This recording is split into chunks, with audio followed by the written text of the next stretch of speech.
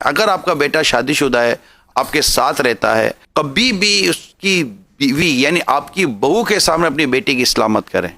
کبھی بھی مت کیجیے گا۔ بیٹی کی کوئی بات سمجھانی ہے، بیٹے کی کوئی غلطی ہے تو کبھی بھی اپنی بہو کے سامنے بیٹے کو نہ ڈانٹیں نہ جھاڑیں، نہ بہو کے سامنے اپنی بیٹی کو ڈانٹیں، یہ میں ساسوں سے عرض کر رہا ہوں، نہ بیٹیوں کے سامنے کبھی اپنی بہو کو کوئی نصیحت کریں۔ یہ سب کے سب انڈیویجول چیزیں ہوتی ہیں، علیحدگی میں سمجھایا جاتا ہے۔ کسی کے سامنے اگر آپ کر رہے ہیں نا، یوں سمجھو وہ آپ کی بات اب سن ہی نہیں رہا، وہ تو اسی خیال میں ڈوب چکا ہے کہ یار میری بے عزتی ہو رہی ہے، میری بے عزتی ہو رہی ہے۔ آپ بھلے لاکھ کہتے چلے جائیں،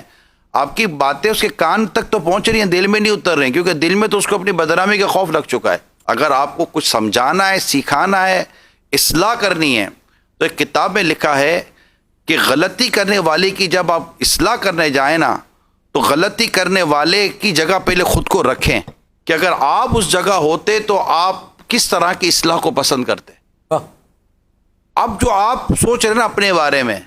وہ اصلاح کا انداز اختیار کریں، کیا مرحبا، کہ جو اپنے لیے پسند کرتے اپنے بھائی کے لیے وہی پسند کرو۔ سبحان اللہ۔ اسی طرح مطلب کہ گھر کے اور ممبر ہیں، دو بھائی ہیں، آپ نے ایک بھائی کی اصلاح کرنی ہے، آپ کے دو بیٹے ہیں، آپ کو ایک بیٹے کی اصلاح کرنی ہے، تو اس کو اس کے دوسرے بھائی کے سامنے اس کی اصلاح نہ کریں۔ ہاں، دونوں کا کوئی ریلیٹڈ ٹاپک ہے تو پھر بیٹھ کر سمجھا سکتے ہیں۔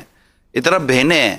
اگر آپ بڑی بہن کو جو گھر میں بڑی ہے اس کو سمجھانا چاہتے تو چھوٹی بہنوں کے سامنے نہ سمجھائیں، یہ درست نہیں ہے۔ بیوی کی اگر آپ نے تربیت کرنی ہے، اس کو کوئی نصیحت کرنی ہے، اس کو بچوں کے سامنے نہ نصیحت کریں، اس کو الگ سے کریں۔ اور اگر ماں کو کوئی بات عرض کرنی ہے، کہیں آپ کو لگتا ہے کہ ماں کو بھی مطلب دو باتیں